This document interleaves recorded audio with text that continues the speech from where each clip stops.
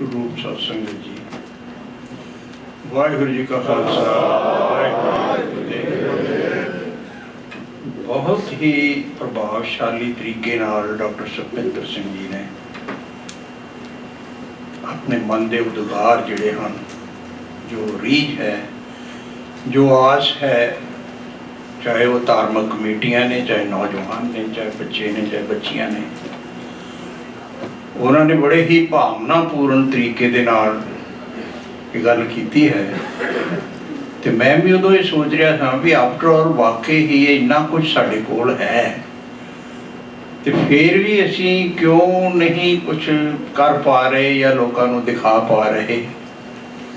तो मेरे बाणी की श्लोक 12 के वधीक विच गुरु नानक साहब की श्लोक है कि मनो जे अंधे कूप कहा बिरद न जाननी, मन अंधे ऊंधे कमल दिसन खरे कुरूप। एक कह जानन कहा बुझन ते नर सुवड़ स्वरूप। मुसीबत साड़ी है कि एक न राग न नाद न गीय रस, रस कस ना जानंत। एक ना अकल, एक ना अकल न बुद्ध न अकल सर, एक ना सिद्ध न बुद्ध न अकल सर। अखर का प्यो ना लहंत, ते नानक ते नर असल खर। खर मैंने खोता, ते नर असल खर जे बिन गुण गर्भ करंत। सानू बीमारी यो ही लग गई है कि असी वो क्वालिटीज़ अपने आप पैदा करने तो असमर्थ हो गए हैं, लेकिन फिर भी अभिमान और हौमे जिहड़ी है, साडी ईगो जिहड़ी है, हर व्यक्ति ये सोच रहा भी मैं ही जो कह रहा हूँ वो ही सही है, बाकी सारे एवें ने तुरे फिरते। तो हौमे है, और इहो ही हौमे लागू हो रही है साडे ग्रंथां दे उत्ते भी, साडियां संगतां दे उत्ते भी, साडी सोच दे उत्ते भी, और परेशानी दे विच फिर पे ही रहन दी बड़ी गल है। जदों तक असी खुले दिल दे नाल, खुले विचार दे नाल नहीं कुछ पढ़ते या समझते या करने की कोशिश करते, शरबत दे भले दी अरदास से दोवें टाइम करते हैं, तो भला असी दरअसल कितना करते हैं ये सानू सारिਆਂ ਨੂੰ पता है। तो मैनू टॉपिक दिता गया सी दसम ग्रंथ का चिंतन, बहुत लम्मा बड़ा पूरा गुरु ग्रंथ साहब का 1428 है, उधर 1430 है। तो बहुत सारिया गल्लां ते नहीं हो सकणगियां, मैं थोड़ियां जिहियां गल्लां आप जी दे नाल शेयर करांगा कि कितना खुला दिल होएगा साहिब श्री गुरु गोबिंद सिंह जी महाराज का, कि उन्होंने मतलब कोई भिन्न भेद रखे बिना, चाहे वो कोई फोकलोर चो हिंदुस्तान दे, चाहे वो किसी सोसाइटी दे होर किसी भी तरीके दे नाल, या अपनी सोसाइटी दे विच जिहड़े अच्छियां चीज़ां आईयां ने उन्हां दा संग्रह करन दे विच जरा जिन्नी भी उन्होंने कोई वो नहीं दिखाई, झिझक नहीं दिखाई। इस वेले मैं कदी कदी सोचदा और वेखदा और सुनदा भी हाँ भी लोग अपनी जुबान तो अलावा दूसरी जुबान होवे, यानी पंजाबी बोलने वाले बंदे हिंदी बोलने वाले नूं आउं समझणगे भी जिद्दां ये कुछ नहीं साडा लगदा, ये है ही नहीं। तो इस तरह ही अंग्रेजी बोलने वाले जिहड़े ने वो समझते हैं कि बाकी सारे जिहड़े ने उहदे कख नहीं जानते, आपां ही सब कुछ जानते हैं। तो गुरुआं ने ये नज़रिया सानू नहीं दिता सी। गुरु साहब ने तो बड़ा एक विशाल हिरदा सी उन्हां दा, और वो आस करते सन भी मेरे सिख भी बड़े विशाल होणगे। तो लेकिन वो थोड़ी जी प्रॉब्लम हो रही है कि गुरु साहब की जिहड़ी बाणी है, गुरु साहब का जिहड़ा ग्रंथ है, पता नहीं कितना कितना स्वार्थां करके मतलब उसनूं ही मनण तो इनकारी हो रहे हैं। तो ये स्टार्ट है एक तरह नाल, मैनूं लगदा है भी ये सहजे सहजे लोग गुरु ग्रंथ ते भी आउणगे। ਤੇ ਇਹ ਹੈ ਮਾੜੀ ਗੱਲ। ਪਿਆਰ ਨਾਲ ਮੈਂ ਇੱਕ ਗੱਲ ਹੋਰ ਵੀ ਕਹਿ ਦਵਾਂ ਵੀ ਦਰਅਸਲ ਪਾਠ ਬਹੁਤ ਹੋ ਰਹੇ ਨੇ, ਪੜ੍ਹਿਆ ਨਹੀਂ ਜਾ ਰਿਹਾ। ਪਾਠ ਕਰਨਾ ਤੇ ਇੱਕ ਬਿਲਕੁਲ ਹੁਣ ਉਸ ਤਰ੍ਹਾਂ ਹੀ ਹੋ ਗਿਆ, ਇੱਕ ਕਰਮ ਕਾਂਡ ਵਾਂਗੂ ਹੀ ਅਸੀਂ ਕਰੀ ਜਾਂਦੇ ਹਾਂ। ਲੇਕਿਨ ਪੜ੍ਹਨਾ ਜਿਹੜਾ ਹੈ, ਉਹਨੂੰ ਸਮਝਣਾ ਜਿਹੜਾ ਹੈ, ਉਹਦੇ ਅਰਥ ਨੂੰ ਡਿਟੇਲ ਦੇ ਵਿੱਚ ਜਾਣਾ ਔਰ ਮਨ 'ਚ ਵਸਾਉਣ ਦੀ ਕੋਸ਼ਿਸ਼ ਕਰਨਾ, ਇਹ ਅਸੀਂ ਕਰ ਨਹੀਂ ਪਾ ਰਹੇ। ਔਰ ਇਸੇ ਕਰਕੇ ਸਾਰੇ ਸੰਤਾਪ ਨੇ, ਜਿਹੜਾ ਡਾਕਟਰ ਸਾਹਿਬ ਨੇ ਹੁਣੇ ਹੀ ਕਿਹਾ ਵੀ ਗੁਰਦੁਆਰਿਆਂ ਦੇ ਵਿੱਚ ਵੀ ਝਗੜੇ, ਤੇ ਸਭ ਨੌਕਰੀਆਂ 'ਚ ਵੀ ਝਗੜੇ, ਤੇ ਬਾਹਰ ਵੀ ਝਗੜੇ, ਸੜਕ 'ਤੇ ਵੀ ਝਗੜੇ। ਇਹ ਝਗੜੇ ਇਸੇ ਕਰਕੇ ਹੀ ਨੇ, ਕੋਈ ਕਿਸੇ ਦੀ ਗੱਲ ਸੁਣਨ ਨੂੰ ਤਿਆਰ ਹੀ ਨਹੀਂ ਹੈ। ਹਰ ਬੰਦਾ ਇਹ ਸੋਚਦਾ ਹੈ ਵੀ ਮੈਂ ਹੀ ਸਭ ਕੁਛ ਹਾਂ, ਬਾਕੀ ਸਭ ਕੁਝ ਨਹੀਂ। ਤਾਂ ਆਓ ਆਪਾਂ ਥੋੜ੍ਹਾ ਜਿਹਾ ਦਸਮ ਗ੍ਰੰਥ ਸਾਹਿਬ ਦੀ ਬਾਣੀ ਦਾ ਚਿੰਤਨ ਕਰ ਲਈਏ ਕਿ ਇਹਦੇ 'ਚ ਕੀ ਮੋਟੇ ਤੌਰ 'ਤੇ ਮਤਲਬ ਗੱਲਾਂ ਸਾਡੇ ਸਾਹਮਣੇ ਆਉਂਦੀਆਂ ਹਨ। ਮੈਂ ਸਭ ਤੋਂ ਪਹਿਲੀ ਬਾਣੀ ਤੁਸੀਂ ਸਾਰੇ ਜਾਣਦੇ ਜੇ ਕਿ ਜਾਪ ਹੈ। ਤੇ ਮੈਂ ਜਦੋਂ ਇਸ ਦਾ ਪਾਠ ਕਰਦਾ, ਮੈਨੂੰ ਬੜਾ ਆਨੰਦ ਇਸ ਕਰਕੇ ਵੀ ਆਉਂਦਾ ਹੈ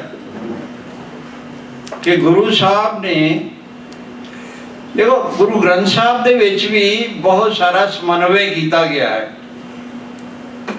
ਉਹਨਾਂ ਨੇ ਕੋਈ ਜਾਤ ਬਰਾਦਰੀ ਦੇ ਹਿਸਾਬ ਨਾਲ ਭਗਤ ਨਹੀਂ ਇਕੱਠੇ ਕੀਤੇ, ਜਿਹਦੇ ਵਿੱਚ ਵੀ ਕੁਛ ਵੀ ਕਣੀ ਨਜ਼ਰ ਆਈ ਹੈ।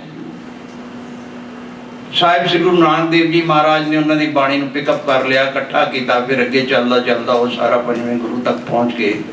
ਤੇ ਗੁਰੂ ਅਰਜਨ ਦੇਵ ਜੀ ਮਹਾਰਾਜ ਵੀ ਧੰਨ ਨੇ ਵੀ ਉਹਨਾਂ ਨੇ ਵੀ ਉਸੇ ਹੀ ਖਲੂਸ ਦੇ ਨਾਲ ਉਹ ਸਾਰੀ ਬਾਣੀ ਜਿਹੜੀ ਹੈ ਉਹ ਦਰਜ ਕੀਤੀ। ਤੋ ਜਾਪ ਸਾਹਿਬ ਦੇ ਵਿੱਚ ਵੀ ਮੈਂ ਇਹ ਦੇਖ ਰਿਹਾ, ਗੁਰੂ ਗ੍ਰੰਥ ਸਾਹਿਬ ਦੇ ਵਿੱਚ ਅਸੀਂ ਜਾਣਦੇ ਹਾਂ ਕਿ ਲਗਭਗ 20-22 ਬੋਲੀਆਂ ਨੇ, 20-22 ਬੋਲੀਆਂ, ਜਿਨ੍ਹਾਂ ਸਾਰੇ ਦੇਸ਼ਾਂ ਪ੍ਰਦੇਸ਼ਾਂ ਦੀਆਂ ਮਤਲਬ ਲਫ਼ਜ਼ ਜਿਹੜੇ ਨੇ ਉਹ ਉਹਨਾਂ ਨੂੰ ਕੋਈ ਦਿੱਕਤ ਨਹੀਂ ਆਈ, ਉਹਨਾਂ ਨੇ ਉਹ ਸ਼ਾਮਲ ਕੀਤਾ ਉਹਦੇ ਸਭ ਕੁਛ। ਔਰ ਜਾਪ ਸਾਹਿਬ ਦੇ ਵਿੱਚ ਵੀ ਮੈਂ ਦੇਖਦਾ ਹਾਂ ਕਿ ਜ਼ੁਬਾਨਾਂ ਦੀ ਪਹਿਲਾਂ ਜਿਹੜਾ ਉਹ ਸੰਗਮ ਕਰਨ ਦੀ ਕੋਸ਼ਿਸ਼ ਕੀਤੀ ਗਈ ਹੈ, ਤੇ ਜਾਪ ਸਾਹਿਬ ਦੇ ਵਿੱਚ ਵੀ ਗੁਰੂ ਸਾਹਿਬ ਨੇ ਉਸੇ ਹੀ ਪੈਟਰਨ ਨੂੰ ਫਾਲੋ ਕੀਤਾ ਹੈ। ਜਾਪ ਸਾਹਿਬ ਦੇ ਵਿੱਚ ਮੈਂ ਦੇਖਿਆ ਕਿ, ਔਰ ਤੁਸੀਂ ਵੀ ਦੇਖੋਗੇ ਕਿ ਮੈਂ ਹੈਰਾਨ ਬੜਾ ਹੈ ਵੀ ਕਿਸ ਤਰ੍ਹਾਂ ਪਰਸ਼ੀਅਨ ਔਰ ਪਰਸ਼ੀਅਨ ਦੇ ਲਫ਼ਜ਼, ਅਰੈਬਿਕ ਔਰ ਪਰਸ਼ੀਅਨ ਦੇ ਲਫ਼ਜ਼ ਨੇ, ਤੇ ਇੱਕਦਮ ਹੀ ਉੱਥੋਂ ਉਹ ਬੜੀ ਆਸਾਨੀ ਦੇ ਨਾਲ ਸੰਸਕ੍ਰਿਤ ਦੇ ਲਫ਼ਜ਼ਾਂ ਦੇ ਆ ਜਾਂਦੇ ਨੇ। ਫਿਰ ਸੰਸਕ੍ਰਿਤ ਦੇ ਵਿੱਚੋਂ ਨਿਕਲ ਕੇ ਤੇ ਫਿਰ ਉਹ ਮਤਲਬ ਉਧਰ ਚਲੇ ਜਾਂਦੇ ਨੇ। ਉਹਨਾਂ ਨੂੰ ਕੋਈ ਦਿੱਕਤ ਨਹੀਂ ਹੈ, ਸਾਨੂੰ ਸਾਰੀ ਹੀ ਦਿੱਕਤ ਹੈ। ਉਹਨਾਂ ਨੂੰ, ਗੁਰੂ ਸਾਹਿਬ ਨੂੰ ਕੋਈ ਦਿੱਕਤ ਨਹੀਂ ਹੈ। ਮੈਂ ਆਪ ਜੀ ਦੇ ਨਾਲ ਸ਼ੇਅਰ ਕਰਨਾ ਚਾਹੁੰਦਾ ਹੈ कि रोज़ी रज़ा के रहीम राह के पाक बेऐब है कि गैबुल गैब है। पर्शियन कि अवहुल गुनाह है कि शाहन शाह है कि कारण कुनिंद है कि रोज़ी दहिंद है कि राज़क रहीम है कि कर्मंग करीम है कि सरबंग कली है कि सरबंग दली है कि सरबत्र माने कि सरबत्र जाने। संस्कृत ਕਲੈਸੀਕਲ ਲੈਂਗੁਏਜਸ ਦਾ ਆਪੋ 'ਚ ਦੇਖੋ ਬੋਲੀਆਂ ਬਾਲੀਆਂ ਦੇ ਸਧਾਰਨ ਹੁੰਦੀਆਂ, ਮਿਲ ਜਾਂਦੀਆਂ ਇੱਕ ਦੂਜੇ ਦੇ ਨਾਲ, ਲੇਕਿਨ ਕਲਾਸੀਕਲ ਲੈਂਗੁਏਜਸ ਜਿਹੜੀਆਂ ਨੇ, ਸੰਸਕ੍ਰਿਤ ਵੀ ਕਲਾਸੀਕਲ ਸ਼ਾਸਤਰੀ ਬੋਲੀ ਹੈ, ਤੇ ਉਧਰੋਂ ਫਾਰਸੀ ਜਿਹੜੀ ਹੈ ਉਹ ਵੀ ਬਹੁਤ ਵੱਡੀ ਯਾਨੀ ਉਹਦਾ ਉਹ ਹੈ। ਲੇਕਿਨ ਗੁਰੂ ਸਾਹਿਬ ਨੇ ਜਾਪ ਸਾਹਿਬ ਦੇ ਵਿੱਚ ਇਹ ਕਮਾਲ ਕੀਤਾ ਹੈ ਕਿ ਬਈ ਜੇ ਆਪੋ 'ਚ ਬੋਲ ਚਾਲ 'ਚ ਅਸੀਂ ਲਾਗੇ ਨਹੀਂ ਆਵਾਂਗੇ ਤੇ ਦੂਸਰੇ ਦੇ ਲਾਗੇ ਹੋਣ ਦਾ ਜਾਂ ਜਾਣ ਦਾ ਤੇ ਕੋਈ ਬਹੁਤਾ ਮੈਨੂੰ ਲੱਗਦਾ ਵੀ ਸੁਭਾਅ ਵੀ ਨਹੀਂ ਬਣਦਾ ਤੇ ਕੋਈ ਮਤਲਬ ਵੀ ਨਹੀਂ ਬਣਦਾ।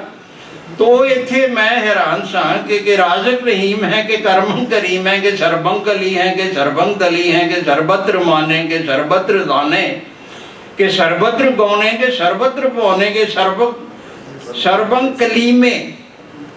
ਹੁਣ ਦੇਖੋ ਇੱਕੋ ਹੀ ਲਾਈਨ ਦੇ ਵਿੱਚ ਇੱਕ ਤਾਂ ਹੈ ਨਾ ਵੀ ਇੱਕ ਲਾਈਨ ਪਹਿਲਾਂ ਬੋਲਦੇ ਨੇ ਦੂਸਰੀ ਭਾਸ਼ਾ ਦੀ, ਫਿਰ ਦੂਸਰੋਂ ਇੱਕੋ ਹੀ ਲਾਈਨ ਦੇ ਵਿੱਚ ਦੋ ਲਫ਼ਜ਼ ਨੇ, ਸਰਬੰਗ ਕਲੀਮੇ।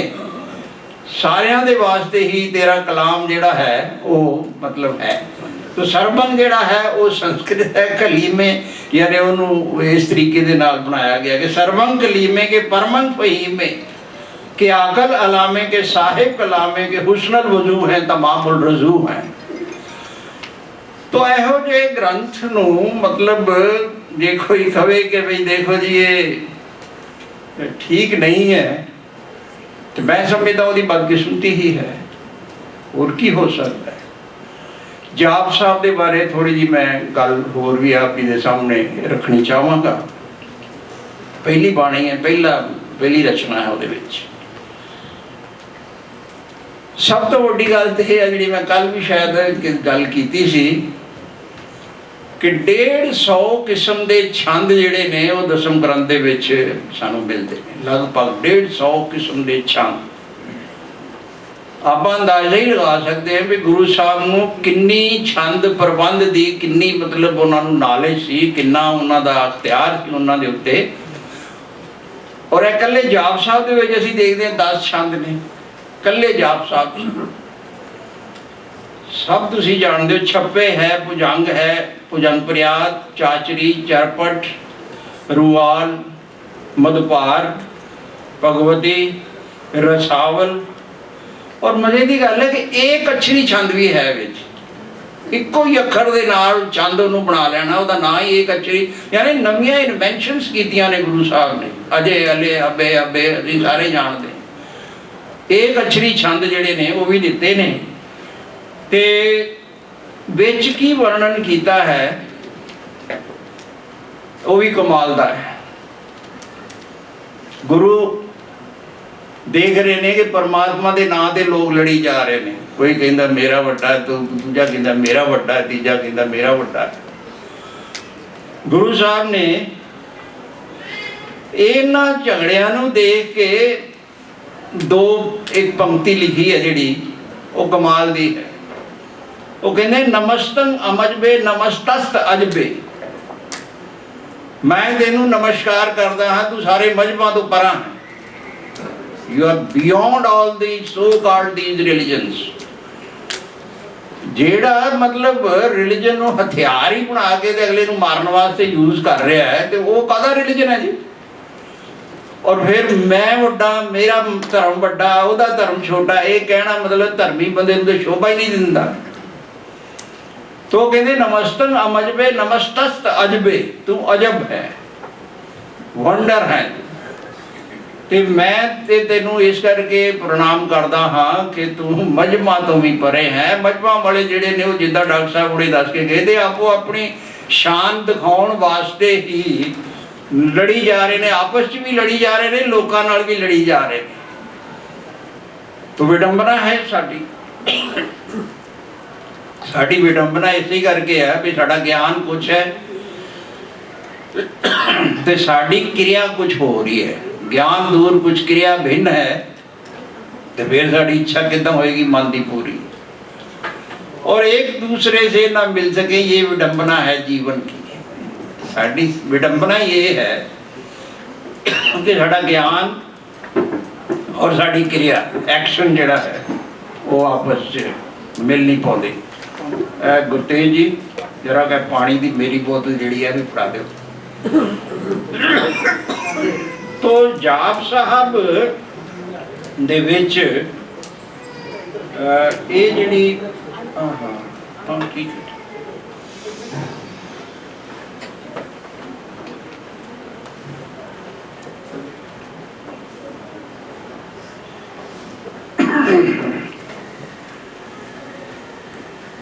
ये बाणी जिहड़ी है अपने नितनेम की बाणी भी है, रोज़ असी पढ़ते भी हैं, पर चिंतन घट करते हैं तो उस तो भी वध एक्ट घट करते हैं। तो साहिब श्री गुरु गोबिंद सिंह जी महाराज ने इस पहली बाणी जी दी है सानू, वो बहुत ही उच्चे दर्जे की बाणी मैं समझदा है। ये छोटे छोटे लफ्ज़ों के विच ही बहुत सारा उन्होंने ये पढ़ दिता है। तो उस तो बाद जे असीं देखिए, मैनू सब तो ज़्यादा वधिया एक चीज़ होर भी लगी है बचित्र नाटक दे विच कि बचित्र नाटक दरअसल शस्त्र ते शास्त्र इन्हां दोवां दा सुमेल करन वाला वो नाटक है। हिंदुस्तान दे विच कोई भी ग्रंथ जो शुरू करता है ना, तुसी ये देख लो सारे फोल के पुराने, सब तो पहला वो राजा दी जिहड़ा उस इलाके का राजा है ओदी उस्तत करता है।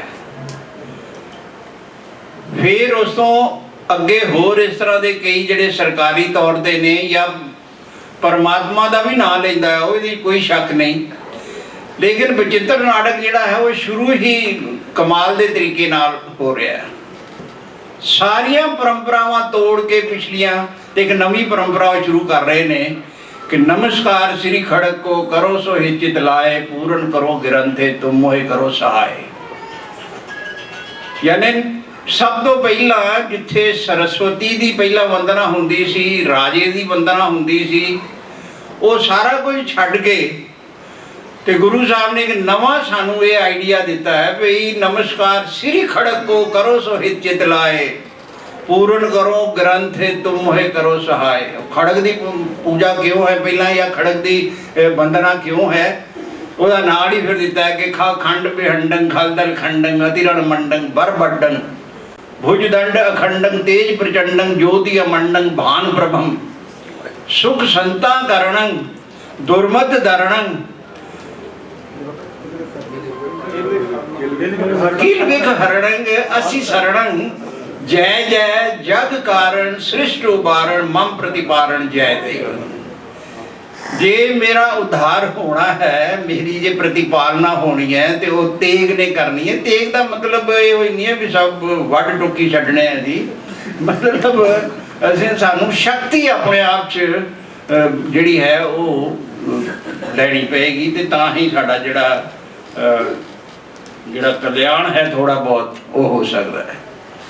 तो इनू बचित्र नाटक उन्होंने क्या है कि बचित्र नाटक दे विच गल वाकई बचित्र है, पहला कभी किसी ने नहीं इस तरह किया।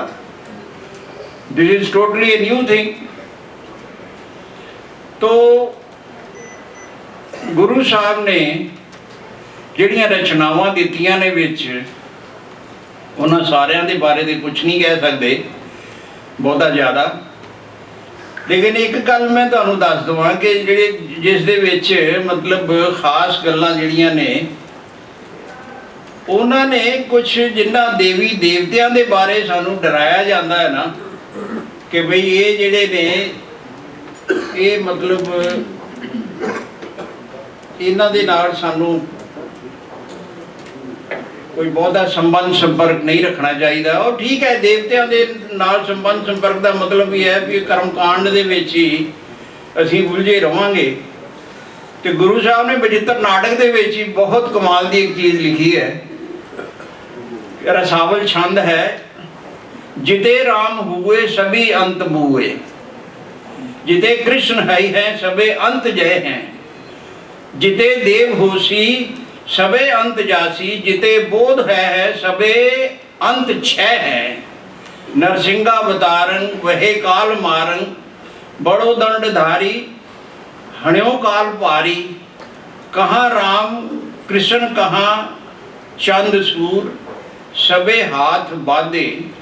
ताहे फिर ये सारा लिख के बाद लिखते हैं कि ताहे पछानत है न महापशु, जागो प्रताप तिहु पुर माही, पूजत है परमेश्वर के जिसके परसे परलोक पराही, पाप करो परमारथ के तेह पापन ते अति पाप लजाही। गुरुद्वारे दे विच या धार्मिक जगह च जिहड़े पाप हुंदे ने परमारथ दे पाप हुंदे ने, और ऐसे ऐसे पाप भी हुंदे ने, मतलब नफरत करना किसी नूं मैं समझदा इस तो वड्डा पाप ही कोई नहीं हो। पाप करे परमारथ के तिन पापन ते अति पाप लजाए। परमारथ के नाम से पाप हो रहे हैं और ऐसे बड़े बड़े पाप हो रहे हैं कि पापा नूं भी शर्म आउंदी है कि कर की रहा बंदा। तो इस ग्रंथ नूं ये कह देना कि भाई ये किसी काम का ग्रंथ नहीं है तो ये सानू मतलब बहुत गलत पासे लै जाएगा या हो जाएगा, मैंने तो समझ नहीं आई। मैं तो इन्नी चिर का पढ़ रहा इनू अजे तक किसी गलत पासे बहुता नहीं लग सकिया मैं। तो ये जड़ियाँ बाणियाँ ने ਇਹ ਮੈਨੂੰ ਆਉਂ ਲੱਗਦਾ ਜੀ, ਮੈਂ ਜਿਹੜਾ ਹੁਣੇ ਕਿਹਾ ਵੀ ਹੈ ਵੀ ਸ਼ਸਤਰ ਤੇ ਸ਼ਾਸਤਰ ਨੂੰ ਮਿਲਾਉਣ ਵਾਲੀਆਂ ਨੇ ਬਾਣੀਆਂ। ਸ਼ਸਤਰ ਦੇ ਬਿਨਾ, ਸ਼ਾਸਤਰ ਦੇ ਬਿਨਾ, ਸ਼ਸਤਰ ਦੇ ਦੋਹਾਂ ਇੱਕ ਦੂਸਰੇ ਦੇ ਨਾਲ ਅਭਿੰਨ ਨੇ ਕਿ ਗਿਆਨਵਾਨ ਵੀ ਹੋਣਾ ਚਾਹੀਦਾ ਹੈ ਤੇ ਸ਼ਸਤਰਧਾਰੀ ਵੀ ਹੋਣਾ ਚਾਹੀਦਾ ਹੈ। ਔਰ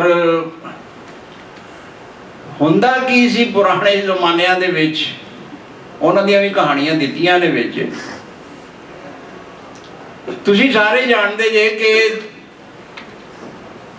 ਬੜੇ ਵੱਡੇ ਮਤਲਬ ਰਾਜਾ ਦਸ਼ਰਥ ਦੇ ਜਿਹੜੇ ਉਹ ਸਨ ਪੁਰੋਹਿਤ ਕਹਿ ਲਓ ਤੁਸੀਂ, ਜਾਂ ਉਹਨਾਂ ਦੇ ਵਿਸ਼ਵਾਮਿੱਤਰ ਬਹੁਤ ਵੱਡੇ ਰਿਸ਼ੀ ਸੀ। ਲੇਕਿਨ ਉਹਨਾਂ ਦਾ ਹਾਲ ਇਹ ਹੈ ਕਿ ਰਿਸ਼ੀ ਹੈਗੇ ਨੇ, ਬੜੇ ਸਤਿਕਾਰਯੋਗ ਨੇ, ਲੇਕਿਨ ਬੇਸ਼ੱਕ ਜਾਣਦੇ ਵੀ ਬਹੁਤ ਕੁਝ ਹੋਣਗੇ, ਲੇਕਿਨ ਆਪਣਾ ਯੱਗ ਜਦੋਂ ਕਰਦੇ ਨੇ ਤੇ ਰਾਖਸ਼ ਥੋੜੇ ਜਿਹੇ ਆਉਂਦੇ ਨੇ, ਉਹਨੂੰ ਸਾੜ ਸੁੜ ਕੇ ਭੰਨ ਤੋੜ ਕੇ ਪਰਾਂ ਚਲੇ ਜਾਂਦੇ ਨੇ, ਆਪਣੇ ਯੱਗ ਦੀ ਵੀ ਰੱਖਿਆ ਨਹੀਂ ਕਰ ਸਕਦੇ। ਔਰ ਮਜਬੂਰਨ ਰਾਜੇ ਦਸ਼ਰਥ ਕੋਲ ਜਾਂਦੇ ਨੇ ਵੀ ਮੈਨੂੰ ਰਾਮ ਔਰ ਲక్ష్మణ ਦਿਓ ਕੁਝ ਦੇਰ ਵਾਸਤੇ, ਵੀ ਮੇਰੇ ਯੱਗ ਦੀ ਰੱਖਿਆ। ਤਾਂ ਗੁਰੂਆਂ ਨੇ ਇਹ ਸੋਚਿਆ ਵੀ ਇਹ ਹੁਣ ਸਾਡੀ ਭਗਤੀ ਨੂੰ ਵੀ ਕੋਈ ਬਚਾਏਗਾ ਆ ਕੇ, ਸਾਡੇ 'ਚ ਆਪਣੇ ਆਪ ਦੀ ਇੰਨੀ ਸਮਰੱਥਾ ਹੋਣੀ ਚਾਹੀਦੀ ਹੈ। ਤੇ ਉਹਨਾਂ ਨੇ ਇਹ ਜਿਹੜੇ ਗ੍ਰੰਥ ਮਤਲਬ ਇਸ ਤਰ੍ਹਾਂ ਦੇ ਲਿਖੇ ਨੇ, ਉਹਦੇ ਵਿੱਚ ਇਹੋ ਹੀ ਹੈ ਕਿ ਸੈਲਫ ਹੈਲਪ ਜਿਹੜੀ ਹੈ ਉਹ ਸਭ ਤੋਂ ਵੱਡੀ ਹੈਲਪ ਹੈ। ਕਿਸੇ ਦੇ ਉੱਤੇ ਡਿਪੈਂਡ ਨਾ ਕਰੋ, ਆਪ ਆਪਣਾ ਕੰਮ ਆਪ ਕਰੋ। ਔਰ ਉਹਦੇ ਵਾਸਤੇ ਉਹਨਾਂ ਨੇ ਬੜੀਆਂ ਹੀ ਪੁਰਾਣੀਆਂ ਕਹਾਣੀਆਂ ਦੇ ਵਿੱਚ ਵੀ ਸੂਰਬੀਰਤਾ ਦੇ ਜਿਹੜੇ ਅੰਸ਼ ਨੇ ਉਹਨਾਂ ਨੂੰ ਸਾਹਮਣੇ ਲਿਆ ਕੇ ਤੇ ਲੋਕਾਂ ਨੂੰ ਤਿਆਰ ਕੀਤਾ। ਸਭ ਤੋਂ ਵੱਡੀ ਜਿਹੜੀ ਗੱਲ ਇਹ ਕੀਤੀ, ਕਦੀ ਕੋਈ ਸੋਚ ਨਹੀਂ ਸਕਦਾ ਸੀ ਕਿ ਕੋਈ ਸ਼ੂਦਰ ਕਿਸਮ ਦਾ ਆਦਮੀ ਵੀ ਕੋਈ ਮਤਲਬ ਕਿਰਪਾਨ ਫੜ ਸਕਦਾ ਹੈ, ਜਾਂ ਉਹ ਵੀ ਕਦੀ ਕੁਛ ਇਸ ਤਰੀਕੇ ਦੇ ਨਾਲ ਉਤਾਂ ਉੱਠ ਸਕਦਾ ਹੈ ਕਿ ਵੀ ਸਾਰਿਆਂ ਦੇ ਬਰਾਬਰ ਸਨਮਾਨਪੂਰਨ ਜੀਵਨ ਜਿਹੜਾ ਹੈ ਉਹ ਬਤੀਤ ਕਰਨ ਵਾਲਾ ਹੋ ਸਕੇ।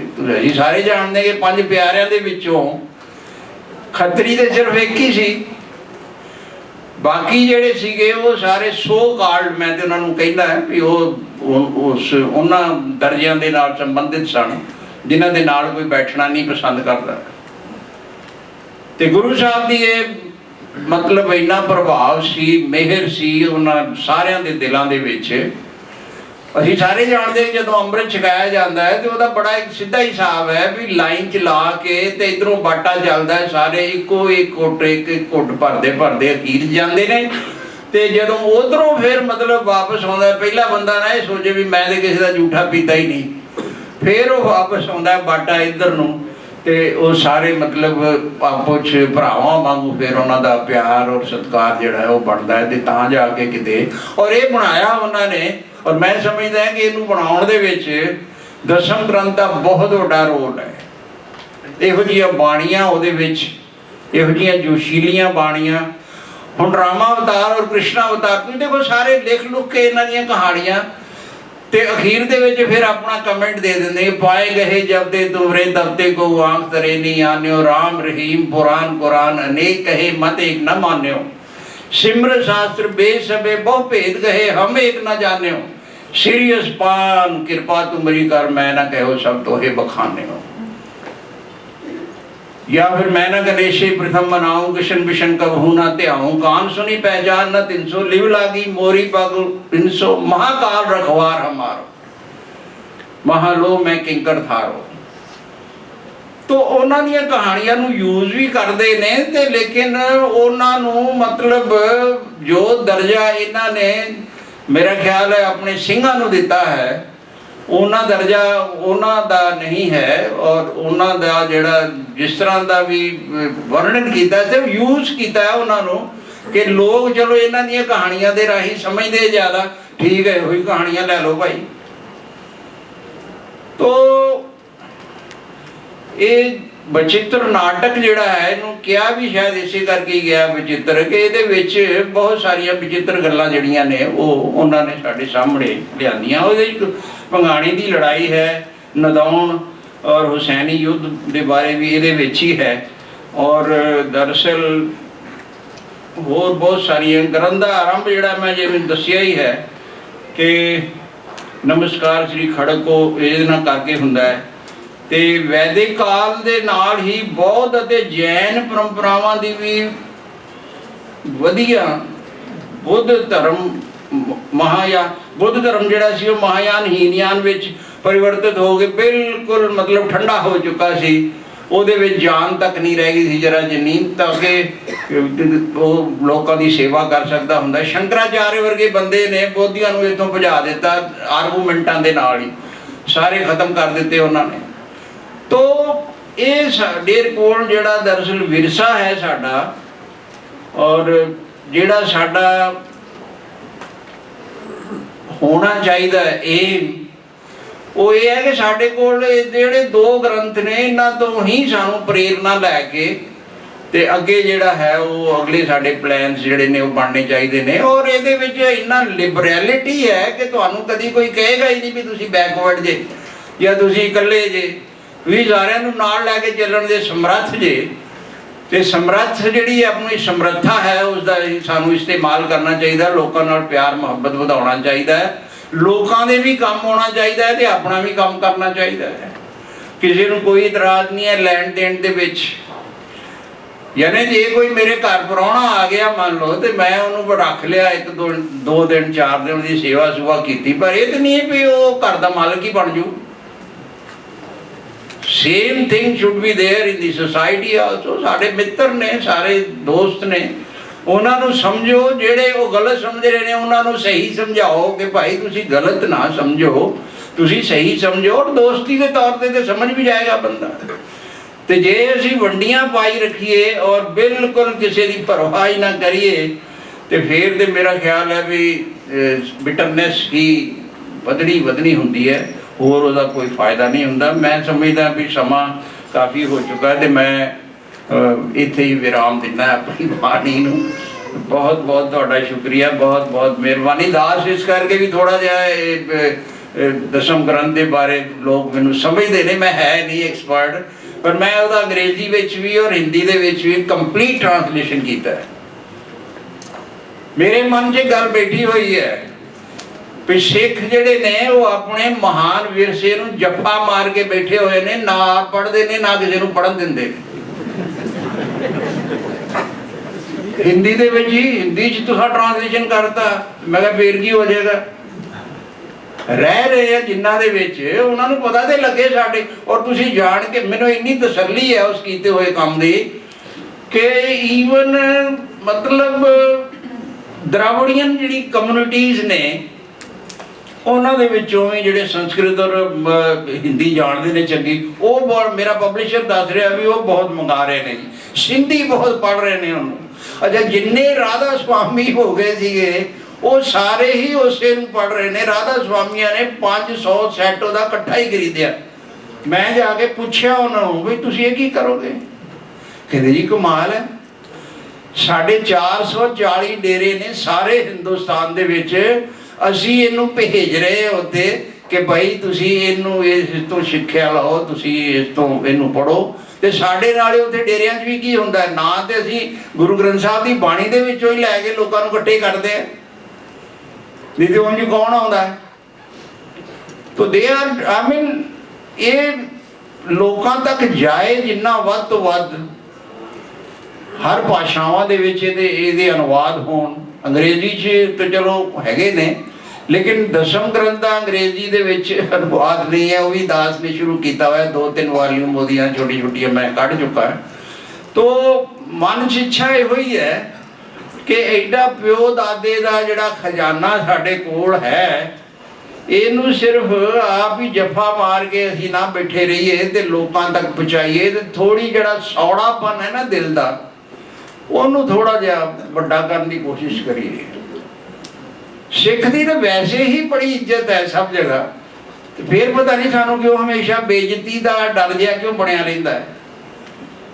ਉਹ ਇਸੇ ਕਰਕੇ ਵੀ ਅਸੀਂ ਬਹੁਤਾ ਕੰਟੈਕਟ ਨਹੀਂ ਰੱਖਣਾ ਚਾਹੁੰਦੇ, ਨਾ ਸਾਹਿਤਿਕ ਲੈਵਲ ਤੇ ਨਾ ਐਕਟਿਵ ਲੈਵਲ ਤੇ ਅਸੀਂ ਆਪਣਾ ਵੱਖਰਾ ਹੀ ਇੱਕ ਸਿਰਜਣ ਦੀ ਕੋਸ਼ਿਸ਼ ਕਰ ਰਹੇ ਹਾਂ।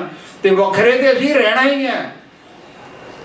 ਇਹ ਤੇ ਨਹੀਂ ਹੈ ਵੀ ਕੋਈ ਅਸੀਂ ਖਲਤ ਮਲਤ ਹੋ ਜਾਣਾ ਕਿਸੇ ਪਾਸੇ। ਲੇਕਿਨ ਤੁਸੀਂ ਸਿੱਖ ਆ, ਸਰਦਾਰ ਹੈ, ਤੇ ਸਰਦਾਰ ਨੇ ਤੇ ਸਰਦਾਰੀ ਕਰਨੀ ਹੈ ਭਾਈ। ਲੀਡਰਸ਼ਿਪ ਤੇ ਤੁਸੀਂ ਦੇਣੀ ਹੈ, ਸਿੱਧੀ ਗੱਲ ਹੈਗੀ। ਮੈਂ ਤੇ ਇਹ ਜਾਣਦਾ ਹੈ। ਔਰ ਬਾਹਰ ਜਿਹੜੇ ਬੈਠੇ ਨੇ ਇਹ ਤੇ ਬਹੁਤ ਹੀ ਧਨਤਾ ਦੇ ਯੋਗ ਹਨ ਕਿ ਇੱਥੇ ਇੰਨੇ ਮਤਲਬ ਲਾਲਚ ਹੋਣ ਦੇ ਵਿਗੜਨ ਦੇ ਚਾਂਸ ਹੋਣ ਦੇ ਬਾਵਜੂਦ ਵੀ ਲੋਕ ਆਪਣੇ ਆਪ ਨੂੰ ਸੰਭਾਲੀ ਬੈਠੇ ਨੇ। ਔਰ ਮੈਂ ਸਮਝਦਾ ਵੀ ਇਹਨਾਂ ਸਾਰਿਆਂ ਤੋਂ ਵੀ ਜਿਹੜੇ ਇੰਡੀਆ 'ਚ ਬੈਠੇ ਹੋਏ ਨੇ ਉਹਨਾਂ ਨੂੰ ਵੀ ਅਕਲ ਲੈਣੀ ਚਾਹੀਦੀ ਹੈ, ਸਬਕ ਲੈਣਾ ਚਾਹੀਦਾ। ਤਾਂ ਉਹ ਇਹ ਸਬਕ ਲੈਂਦੇ ਦਿੰਦੇ ਰਹੋ ਔਰ ਵਿਚਰਦੇ ਰਹੋ ਆਜ਼ਾਦੀ ਦੇ ਨਾਲ। ਲੇਕਿਨ ਇਹ ਹੈ ਵੀ ਨਫ਼ਰਤ ਜਿਹੜੀ ਅੰਦਰ ਹੈ ਨਾ ਦੂਸਰੇ ਦੇ ਪ੍ਰਤੀ, ਉਹਨੂੰ ਮੇਰਾ ਖਿਆਲ ਹੈ ਵੀ ਘੱਟ ਕਰਨ ਦੀ ਕੀ ਬੰਦੀ ਕਰਨ ਦੀ ਲੋੜ ਹੈ। ਬਹੁਤ ਬਹੁਤ ਸ਼ੁਕਰੀਆ, ਬਹੁਤ ਬਹੁਤ ਮਿਹਰਬਾਨੀ। ਵਾਹਿਗੁਰੂ ਜੀ ਕਾ ਖਾਲਸਾ, ਵਾਹਿਗੁਰੂ ਜੀ ਕੀ ਫਤਿਹ।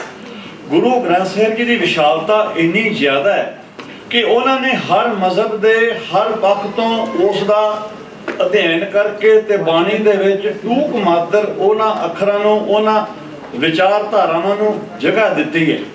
ਉਹਨਾਂ ਦਾ ਮੈਂਸ਼ਨ ਕੀਤਾ ਹੈ ਤੇ ਸਿੱਖ ਨੂੰ ਕਿਹਾ ਕਿ ਨਾਨਕ ਕੇ ਕਰ ਕੇਵਲ ਨਾਮ, ਨਾਨਕ ਕੇ ਕਰ ਕੇਵਲ ਨਾਮ। ਅਸੀਂ ਹੋਰ ਕੰਮਾਂ ਦੇ ਵਿੱਚ ਨਹੀਂ ਪੈਣਾ। ਹੁਣ ਸਵਾਲ ਇਹ ਪੈਦਾ ਹੋਇਆ ਕਿ ਦਸਮ ਗ੍ਰੰਥ ਨੂੰ ਰਚਣ ਦੀ ਕੀ ਲੋੜ ਪਈ ਫਿਰ? ਵੀ ਜੇ ਨਾਨਕ ਕੇ ਕਰ ਕੇਵਲ ਨਾਮ ਹੈ ਤੇ ਨਾਮ ਗੁਰੂ ਗ੍ਰੰਥ ਸਾਹਿਬ ਜੀ ਦੇ ਵਿੱਚ ਹੈ ਤੇ ਦਸਮ ਬਾਣੀ ਨੂੰ ਕਿਉਂ ਰਚਣ ਦੀ ਕਰਨ ਦੀ ਲੋੜ ਪਈ ਹੈ? ਇਹਦਾ ਜਵਾਬ ਬੜਾ ਸਿੱਧਾ ਜਿਹਾ।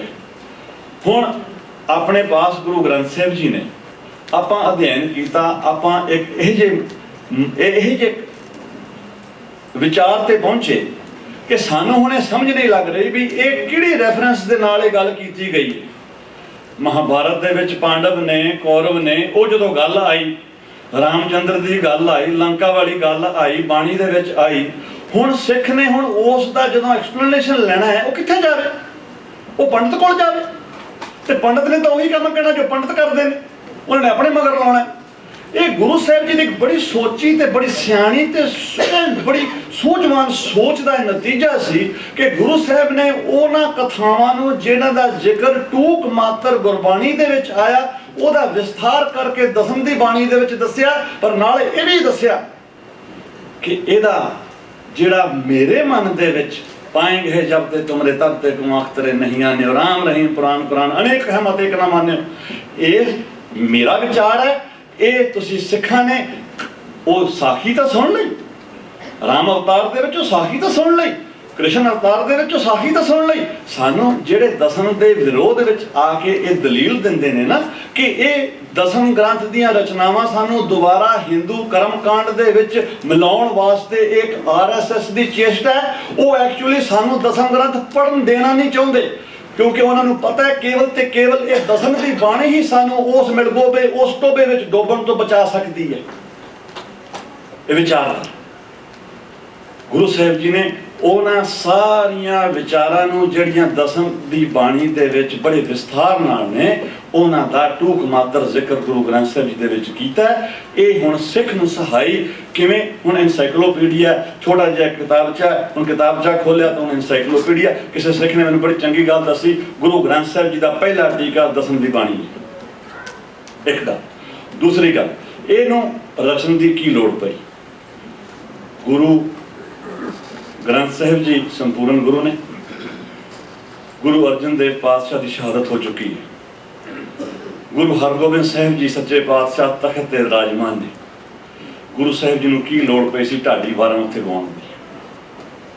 ढाडी वारां ने आसा दी वार तां कीर्तन कीता पर होर तां उन्हां ने कोई बाणी दी रचना नहीं ना कीती। उन्हां दे अपने तो पहलां होए जुझारू योधियां ने बहादरां दियां उत्थे ढाडी वारां गा के लोकां दे मन नूं ਉੱਚਾ ਕੀਤਾ। ਉਹਨਾਂ ਦੇ ਵਿੱਚ ਇੱਕ ਜੋਸ਼ ਭਰਿਆ ਤਾਂ ਕਿ ਅਸੀਂ ਜਾ ਕੇ ਅਨਿਆਂ ਦੇ ਨਾਲ ਟੱਕਰ ਲੈ ਸਕੀਏ। ਢਾਡੀ ਵਾਰਾਂ ਦੀਆਂ ਸੀ, ਢਾਡੀਆਂ ਦੀਆਂ ਸੀ। ਉਹਨਾਂ ਨੇ ਕਲਮਬੰਦ ਕੀਤੀਆਂ ਨੇ, ਉਹ ਉਹਨਾਂ ਦੀਆਂ ਨੇ। ਗੁਰੂ ਸਾਹਿਬ ਨੇ ਕਿਹਾ ਮੈਂ ਤੁਹਾਨੂੰ ਇੱਕ ਇਹੋ ਜਿਹਾ ਜੋਸ਼ ਭਰਨ ਵਾਲੀ ਰਚਨਾ ਤੁਹਾਨੂੰ ਦੇਵਾਂਗਾ ਕਿ ਹਾਂ ਮੇਰੇ ਪੁੱਤ ਸ਼ਹੀਦ ਹੋ ਜਾਣ, ਮੇਰਾ ਸਰਬੰਸ ਸਾਰਾ ਵਾਰਿਆ ਜਾਵੇ, ਪਰ ਖਾਲਸੇ ਕੋਲ ਇੰਨਾ ਬਲ ਲੈਣ ਦੀ ਇੱਕ ਸਰੋਤ ਹੋਵੇ ਜਿੱਥੋਂ ਉਹ ਆਪਣੇ ਰਾਜ ਭਾਗ ਨੂੰ ਸੰਭਾਲ ਸਕੇ।